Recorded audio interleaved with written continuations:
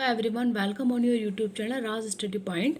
आज मैं आपको पढ़ाऊंगी हिंदी। अगर आप कोई भी टीचिंग एग्जाम देना चाहते हैं तो उसमें हिंदी इंपॉर्टेंट रोल प्ले करती है। हर टीचिंग एग्जाम में हिंदी पूछी जाती है। इसी तरीके से यदि आप कोई भी टीचिंग एग्जाम या कोई भी कॉम्पिटिटिव एग्जाम जहाँ पर हिंदी पूछी जाती है, जिस भी एग्जाम में हिंदी पूछी जाती है, उसके पॉइंट ऑफ व्यू से ये वीडियो बहुत ही हेल्पफुल रहेगी। ठीक है, तो देखिए मैं आपको बताती हूँ कि मैंने अपनी इस यूट्यूब चैनल राज स्टडी पॉइंट पर हिंदी में ग्रामर के कौन कौन से टॉपिक पढ़ाए हैं। तो मैं आपको बताती हूँ, मैंने संज्ञा, सर्वनाम, क्रिया, विशेषण, वर्णमाला एंड शब्द विचार इतने टॉपिक कवर कर दिए हैं। वन बाय वन मैं एक एक टॉपिक आपके साथ डिस्कस कर रही हूँ और पूरा टॉपिक समझा के एक ही वीडियो में ख़त्म करने की कोशिश करती हूँ। इसी तरीके से मैं आपको बताती हूँ कि मैंने समास लास्ट वीडियो में पढ़ाकर कंप्लीट कर दिया है।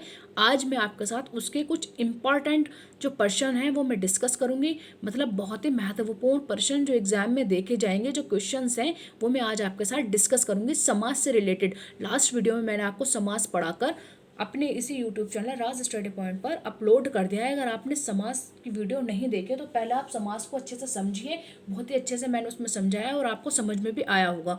उसके बाद में आज आपके साथ डिस्कस करूंगी इसके कुछ क्वेश्चन। चलिए स्टार्ट करते हैं। देखिए पहला क्वेश्चन है समास का शाब्दिक अर्थ है। समास का शाब्दिक अर्थ क्या होगा? समास का शाब्दिक अर्थ होता है संक्षेप, मतलब छोटा। ठीक है, समास का शाब्दिक अर्थ क्या हो जाएगा? तो आपसे अगर एग्जाम में क्वेश्चन पूछा जाए तो आप लिखेंगे समास का शाब्दिक अर्थ होता है संक्षेप। ठीक है, चलिए नेक्स्ट क्वेश्चन की तरफ चलते हैं। देखिए नेक्स्ट क्वेश्चन है मृग नैनी में कौन सा समास है? तो देखिए आपका आंसर होगा मृग नैन। मतलब मृग के जैसे जो नैन है, मतलब जहाँ पर तुलना। तो देखिए अव्यय भाव समास तो होगा नहीं।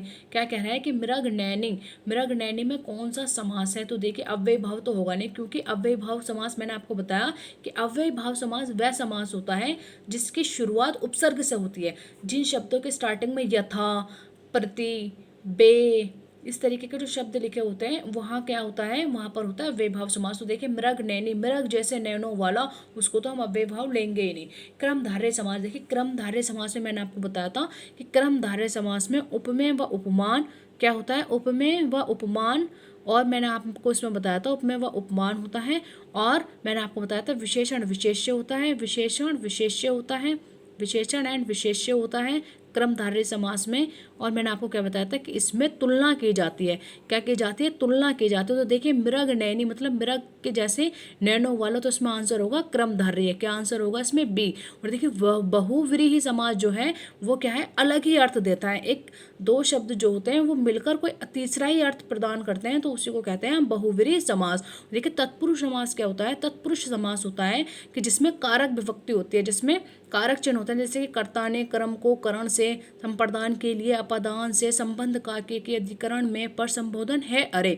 तो इस तरीके का जो होता है उसमें क्रम कर्ता ने और लास्ट का जो होता है उसको नहीं लेते। 6 चिन्ह होते हैं कारक के और 6 का 6 उनमें देखने को मिलता है। तो ये होता है आपका तत्पुरुष समास। ठीक है, चलिए अब मैं आपको बताती हूँ तत्पुरुष समास है। देखिए उन्होंने बोला है, इस थर्ड क्वेश्चन हमारा आ गया कि तत्पुरुष समास है, तो आपको बताना होगा तत्पुरुष समास कौन सा है। देखिए तत्पुरुष समास क्या कह रहा है? मतदाता, चौमासा, भाई बहन या फिर काली मिर्च। तो तत्पुरुष समास होगा मत, मत को दानने वाला, मतलब मत का दाता, मत का दाता। तो देखिए मैंने इसका विग्रह किया, मत का दाता, मत का दाता। क्या करा मैंने इसको? मत का दाता। ठीक है, तो का इसमें आ गया ना, तो कारक हो गया। कर्ता ने कर्म को करण से अधिकरण में, कर्ता ने कर्म को करण से, संप्रदान के लिए प्रदान से, संबंध का के की, संबंध का के की जो आया तो ये क्या हो गया? तत्पुरुष समास, मतलब मतदाता। तत्पुरुष समास क्या हो जाएगा इसमें? मतदाता। चलिए आगे चलते हैं। नवरत्न शब्द में कौन सा समास है? मैं आपको बता रही हूँ, इसमें पूछा गया है नेक्स्ट क्वेश्चन, नवरत्न शब्द में कौन सा समास है? तो नवरत्न शब्द में कौन सा समास है? देखिए नवरत्न मतलब 9 रत्नों का समूह, नव मतलब 9, तो इसमें हो जाएगा देखिए द्विगु समास। क्योंकि द्विगु समास क्या होता है? द्विगु समास वो होता है जिसमें जिसका जो शब्द का प्रारंभ होता है, शुरुआत होती है, वो कहाँ से होती है? गिनती से होती है। आप गु से आइडिया लगाइए, ग गिनना। तो देखिए नवरत्न शब्द में कौन सा समास है? तो द्विगु समास है, क्योंकि नव मीन्स 9, नव मीन्स क्या होता है? 9। तो ठीक है, यहाँ से समझ में आया 9 रत्नों का समूह। ठीक है, तो इसको कहा जाता है नवरत्न। तो इसका आंसर होगा द्विगु समास। ठीक है, देखिए लंबोदर में कौन सा समास है? देखिए अब क्वेश्चन आया कि लंबोदर में कौन सा समास है। तो देखें, लंबोदर लंबा है उदर जिसका, इसका विग्रह किस तरीके से हो जाएगा, लंबोदर लंबा है उदर जिसका। तो इसका आंसर हो जाएगा बहुव्रीहि समास। मतलब किसको कह रहे हैं लंबोदर, लंबोदर आप कह रहे हैं लंबा है उदर जिसका, कौन, गणेश। लंबा है उदर जिसका कौन हो गया, वो गणेश हो गए। तो गणेश मतलब इसने एक अलग ही अर्थ दे दिया, तो ये हो गया हमारा बहुव्रीहि समास। अब मैं आपको बताती हूँ परमेश्वर में कौन सा समास है। देखिए परमेश्वर, परमेश्वर में आपका कौन सा समास हो जाएगा, परमेश्वर में आपका समास होगा कर्मधारय। ठीक है, परम है जो ईश्वर है, जो या के समान जो आवाज आती है तो उसमें होता है आपका कर्मधारय समास। ठीक है, तो 6 में कौन सा हो जाएगा आपका कर्मधारय समास। कौन सा शब्द बहुव्रीहि समास का सही उदाहरण है। तो देखिए निशि दिन, पंचानन, चौमासा, विषधर। तो विषधर इसका सही उदाहरण है किसका, बहुव्रीहि समास को, जो एक अलग ही अर्थ देता है। तो इसका आंसर हो जाएगा विषधर। अब मैं आपको बताती हूँ द्विगु समास का उदाहरण कौन सा है। द्विगु मीन्स गिनना, जिसमें गिनती हो जाए। तो देखिए अन्वय, चतुरानन, दिन रात। ठीक है, त्रिभुवन। तो देखिए त्रिभुवन मतलब 3 भवनों का समूह। त्रिभुवन कौन सा हो जाएगा, 3 भवनों का समूह। तो इसका आंसर हो जाएगा डी, 3 भवनों का समूह। त्रिभुवन मतलब 3 भवनों का समूह। तो इसमें गिनती हो जाएगी 3, मतलब 3 मतलब 3। ठीक है, तो आपने यहाँ से आइडिया लगाया त्रिभुवन मतलब 3 भवनों का समूह। तो 3 मतलब 3, 3 मतलब 3। तो देखिए इस शब्द के 3 से हमने आइडिया लगा लिया कि इसमें शुरुआत में क्या आ गया, 3। तो जिस जिस वर्ड के शुरू में गिनती होगी उसी को क्या कहते हैं, हम द्विगु समास कहते हैं। तो इसका आंसर होगा डी। अब चलते हैं 9 की तरफ। क्वेश्चन नंबर 9, कन्यादान में कौन सा समास है। कन्यादान में कौन सा समास है, कन्या का दान, कन्या के लिए दान। तो ठीक है, तो इस तरीके से आप इसका विग्रह करके आप उस समास को देखा करिए, कन्या के लिए दान या कन्या का दान। ठीक है, तो देखिए मैंने आपको बताया था इसमें होगा तत्पुरुष समास, क्योंकि तत्पुरुष समास में क्या होता है कि कारक विभक्ति होती है। ठीक है, जैसे कि कर्ता ने कर्म को, करण से, संप्रदान के लिए, अपादान से, संबंध का के की, अधिकरण में पर। तो इस तरीके से हो जाए तो देखिए संबंध का, संप्रदान के लिए, कन्या दान, कन्या के लिए दान। तो आप इसका आंसर हो जाएगा तत्पुरुष, क्योंकि कन्या के लिए हमने आइडिया लगा लिया। ठीक है, तत्पुरुष समास इसमें होगा। चलिए मैं आपको और आगे से तरीके से बताती हूँ। आई होप कि आपको समझ में आ रहा होगा। देखिए 2 या 2 से अधिक शब्दों से मिलकर बने हुए नए सार्थक शब्द को क्या कहते हैं। तो आपको पता ही होगा, मैंने आपको बताया था समास क्या होता है, जो 2 या 2 से अधिक शब्दों से मिलकर बनाया जाता है उसी को क्या कहते हैं, हम समास कहते हैं। देखिए 2 या 2 से अधिक शब्दों से मिलकर बने हुए नए सार्थक शब्द। सार्थक मीन्स ऐसा शब्द जिसका कोई अर्थ हो, सार्थक मीन्स ऐसा शब्द जिसका कोई अर्थ हो, उसी को हम क्या कहते हैं, समास कहते हैं। ठीक है, चलिए अब मैं आपको बताती हूँ पंचवटी में कौन सा समास है। नेक्स्ट क्वेश्चन की तरफ हम चलते हैं। क्वेश्चन नंबर 11, पंचवटी में कौन सा समास है। देखिए मैंने आपसे बोला भी पंचवटी में कौन सा समास है। तो देखिए पंचवटी, पंच से आप समझ जाएंगे, पंच मतलब 5। स्टार्टिंग में ही पता चल गया ना। तो जहाँ पर गिनती होगी स्टार्टिंग में आपको क्या पता चलेगा कि जहाँ पर भी गिनती होगी वो समास कौन सा होगा, वो समास होगा आपका द्विगु समास। कौन सा समास होगा, वो द्विगु समास होगा। तो उसका आंसर होगा ए। चलिए चलते हैं नेक्स्ट क्वेश्चन की तरफ। चतुर्भुज में कौन सा समास है।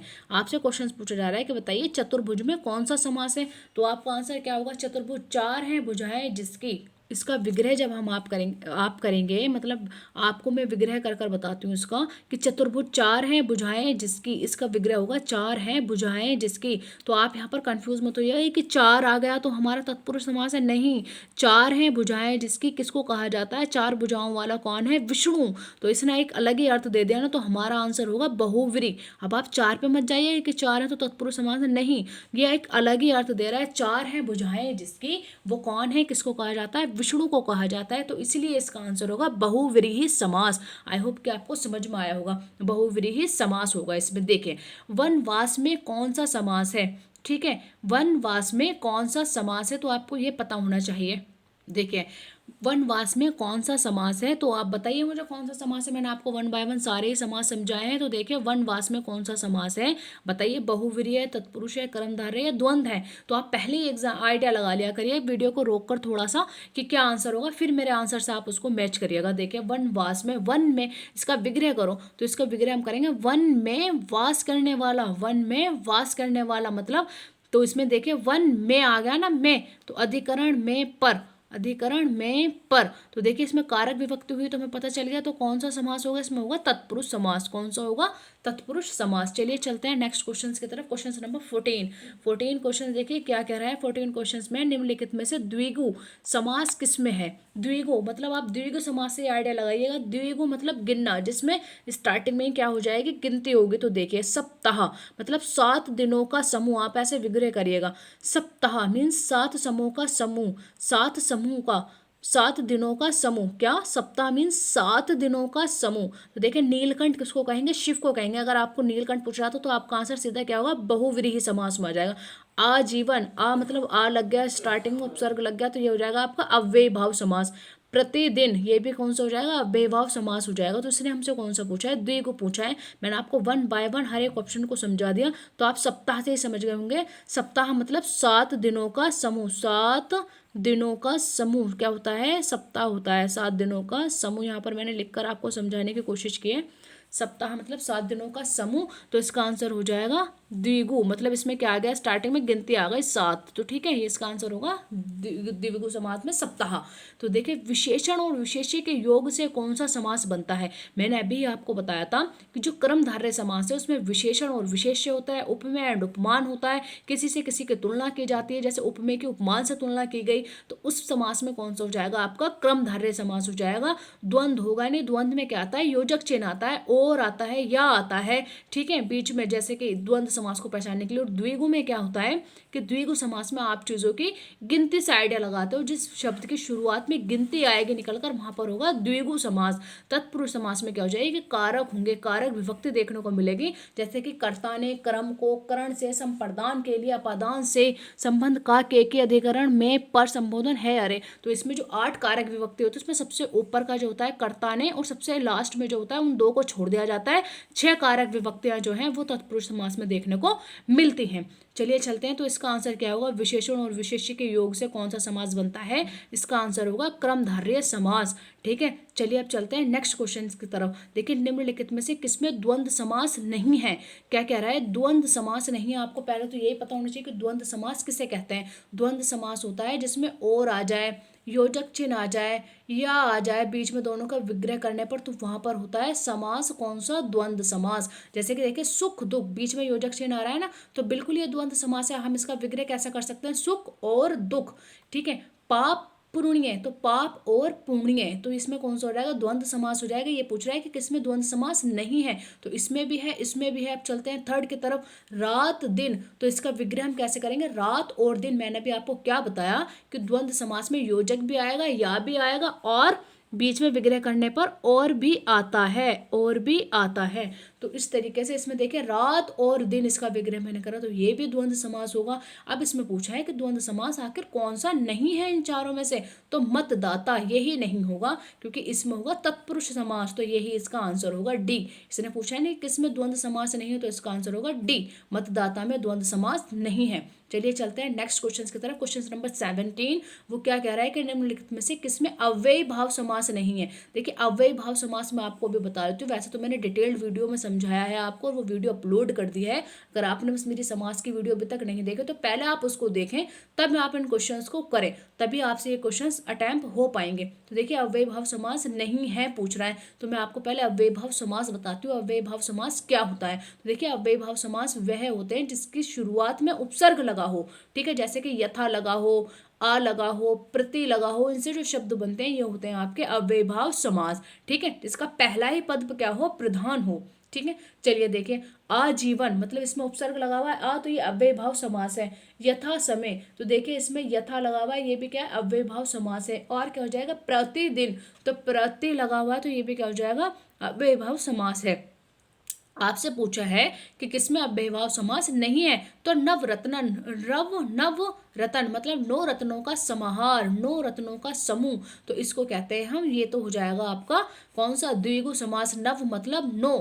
ठीक है, तो आपका ये आंसर नहीं होगा, क्योंकि इसमें पूछा है अव्ययी भाव समास नहीं है, तो नवरत्न में अव्ययी भाव समास नहीं है, बाकी तो इन तीनों में अव्ययी भाव समास है। देखिए देश रक्षा शब्द में कौन सा समास है, क्वेश्चन नंबर 18, देश रक्षा शब्द में कौन सा समास है, देश की रक्षा करने वाला, तो देश रक्षा का समास विग्रह क्या होगा, देश की रक्षा करने वाला, तो इसमें आंसर हो जाएगा आपका, इसमें आंसर हो जाएगा आपका तत्पुरुष का आंसर हो जाएगा तत्पुरुष। देश की रक्षा करने वाला मतलब आप पहले समझिए किया गया, संबंध का, के, की, कारक विभक्ति हुई तो इसमें हो जाएगा आपका तत्पुरुष समास। क्या आंसर होगा इसमें? होगा आपका आंसर तत्पुरुष समास। ठीक है, चलिए अब मैं आपके साथ नेक्स्ट क्वेश्चन की तरफ चलती हूँ और मैं कोशिश कर रही हूँ कि जितना ही मैं आपको समझा रही हूँ बहुत अच्छे से आपको समझ में आ रहा होगा। एक एक ऑप्शन को मैं आपके साथ डिटेल में डिस्कस कर रही हूँ। जो भी समास है वैसे तो मैंने आपको पढ़ा दिया, लेकिन यहाँ पर जो भी समास आ रहा है उसका एग्जाम्पल मैं आपको बता रही हूँ, उसकी पूरी डिटेल मैं आपको बता रही हूँ कि उसको ऐसे मतलब इस समास का ये है, अव्ययभाव समास ये है, तत्पुरुष समास ये है,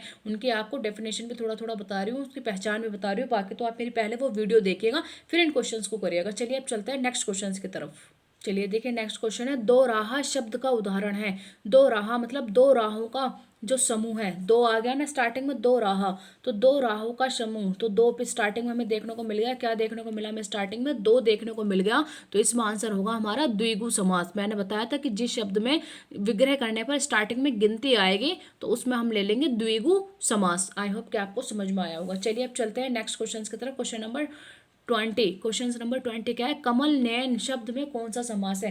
कमल नयन, कमल नयन में कौन सा समास है? तो आप बताएंगे इसमें कौन सा समास है। देखिए इसमें तुलना हुआ है, कमल के जैसे नयन वाला, कमल नयन। ठीक है, तो देखिए कमल नयन इसमें आंसर हो जाएगा आपका डी, क्योंकि इसमें तुलना कर दी गई है। ठीक है, तो जिसमें तुलना कर दी जाती है वहां पर होता है आपका कर्मधारय समास। बहुव्रीहि इसमें होगा नहीं क्योंकि अलग अर्थ नहीं, तत्पुरुष इसमें है नहीं, द्विगु मतलब गिनती इसमें कुछ है नहीं, तत्पुरुष में क्या कारक विभक्ति आपको देखने को मिलेगी जो इसमें नहीं है, इसमें डायरेक्ट तुलना की गई है। और जिस समास में तुलना की जाती है कि मृग जैसे नयनों वाला, कमल नयन, ठीक है, तो उस तरीके के जैसे चांद जैसा मुखड़ा, चंद्रमुख, तो इस तरीके के जो क्वेश्चन जहां पर तुलना देखने को मिलती है तो वहां पर होता है कर्मधारय समास। ठीक है, चलिए अब चलते हैं नेक्स्ट क्वेश्चन की तरफ। क्वेश्चन नंबर 21, तो इसका आंसर होगा कर्मधारय समास। 20 का आंसर क्या होगा? डी, कर्मधारय समास। अब 21 क्वेश्चन की तरफ चलते हैं। देखिए 21 क्वेश्चन में क्या कह रहा है? 21 क्वेश्चन में उसने कहा है कि कौन सा शब्द अव्ययभाव समास का उदाहरण है। क्या कह रहा है कि कौन सा शब्द अव्ययभाव समास का उदाहरण है? तो मैंने आपको अव्ययभाव पहले ही बताया, जिसकी स्टार्टिंग में क्या हो? उपसर्ग हो। देखिए नव गिरह, ये तो होगा ही नहीं क्योंकि इसमें नव मीन्स नौ गिरोह का समूह। गांठ कर, ये भी नहीं होगा। महात्मा, ये भी नहीं है। अव्ययी भाव समास का स्टार्टिंग का जो शब्द हम कैसे पकड़ेंगे कि उसमें क्या होगा? उपसर्ग लगा होगा। तो देखिए आमरण, तो आ क्या है? एक उपसर्ग हो गया ना, तो आमरण, तो इसका आंसर होगा डी। इसका आंसर क्या हो जाएगा? देखिए आप ऐसे बनाएंगे, आ उपसर्ग लगा, आ प्लस मरण, तो उपसर्ग लग के ये वर्ड बना, तो उपसर्ग हमने यहाँ पकड़ लिया, उपसर्ग है इसमें आ, तो यही वाला इसका क्या होगा? आंसर होगा डी। आंसर डी इसका सही होगा। अव्ययी भाव समास किसमें होगा? आमरण में अव्ययी भाव समास है। ठीक है, चलिए अब चलते हैं नेक्स्ट क्वेश्चन की तरफ। जब किसी समास में दोनों शब्द प्रधान हो तो उसको क्या कहते हैं? जब किसी समास में दोनों ही शब्द प्रधान हो तो उस समास को आप क्या कहते हैं?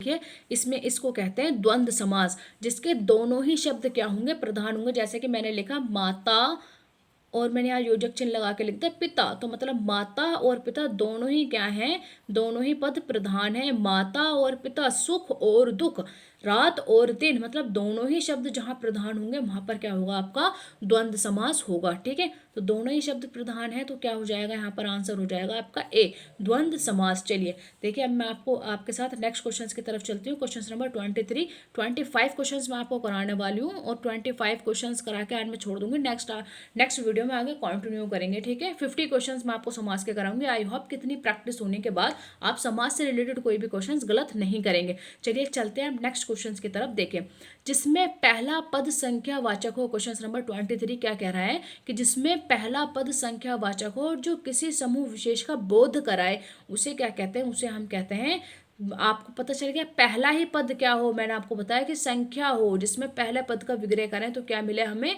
संख्या मिले। तो संख्यावाचक समास कौन सा होता है? आपका द्विगु समास होता है। मैंने आपको भी बताया कि द्विगु समास की पहचान क्या है? जिसमें हम गिनती करते हैं, जैसे कि दो राह, दो राहों का समूह। दो राह मतलब पहला ही पद क्या है? गिनती है, तो उसको हम क्या कह देंगे? द्विगु समास कहेंगे। क्या कहेंगे? द्विगु समास। 23 का आंसर होगा डी। अब चलते हैं क्वेश्चन नंबर 24 की तरफ। द्वंद्व समास है, द्वंद्व समास। ठीक है, तो मैंने द्वंद्व समास में आपको क्या बताया था कि द्वंद्व समास में योजक चिन्ह आएगा, या फिर विग्रह करने पर या आएगा, या फिर जब हम विग्रह करेंगे तो और आएगा। क्या आएगा? और आएगा। तो मैंने आपको बताया था, देखिए लंबोदर, लंबा है उधर जिसका, गणेश, तो ये तो होगा नहीं, तो बहुवीरी समास है। अंधकूप, ये भी नहीं होगा। शरणागत, ये भी नहीं होगा। तो इसका आंसर क्या होगा? द्वंद्व समास का होगा नर और नारी। देखिए नर और आ गया ना बीच में, नर और नारी, तो ये हो जाएगा आपका द्वंद्व समास। तो इसका आंसर होगा आंसर सी, 24 क्वेश्चंस का जो आंसर सी है ये करेक्ट होगा, नर और नारी विग्रह करने पर हमें पता चला।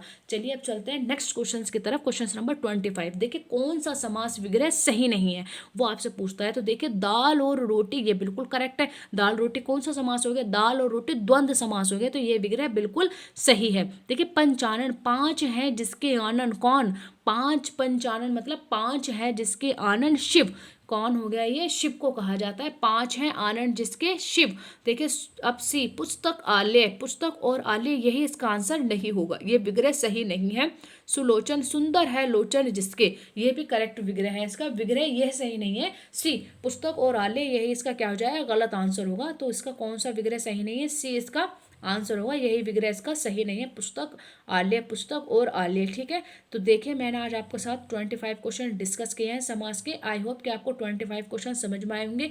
एक एक समास को मैंने कई कई बार आपको बताया, हर क्वेश्चन में हर समास को मैंने डिस्कस किया है। आई होप कि आप इन्हीं समास से समझ जाएंगे। आपको एक बहुत ही इजी भाषा में मैंने समझाने की कोशिश की, और हर बार जितनी बार द्विगु, द्वंद्व, अव्यय भाव समास है उतनी बार मैंने नए तरीके से आपको समझाने की कोशिश की है, जिससे कि आपको समास बहुत अच्छे से टिप्स पे आ जाए कि किस तरीके से करना है। और मैंने द्विगु, द्वंद्व, अव्यय भाव, तत्पुरुष, क्रमधारय, बहुव्रीहि, सारे समास जितनी बार क्वेश्चंस में ऑप्शंस में दिए हैं उतनी बार मैंने एक्सप्लेन किए हैं, जिससे कि आप कई बार सुनोगे तो आपको चीज़ें समझ में आ जाएंगी। देखिए अगर आपको मेरी वीडियो पसंद आई है तो आप इसको लाइक ज़रूर करें, कमेंट बॉक्स में मुझे अपनी राय ज़रूर दें कि आपको कितना समझ में आया।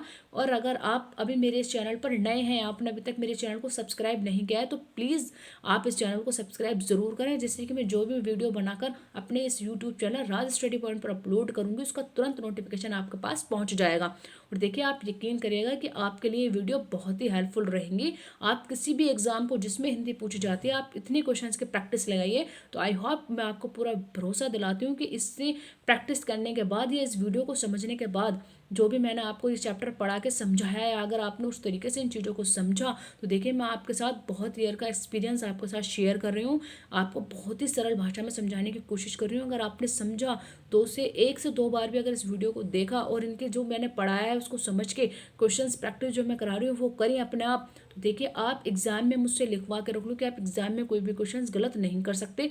चलिए मिलेंगे नेक्स्ट वीडियो में नेक्स्ट टॉपिक के साथ आगे, बल्कि इन्हीं क्वेश्चंस को मैं डिस्कस करूंगी, 50 क्वेश्चंस कराऊंगी आपको। चलिए तब तक के लिए थैंक यू।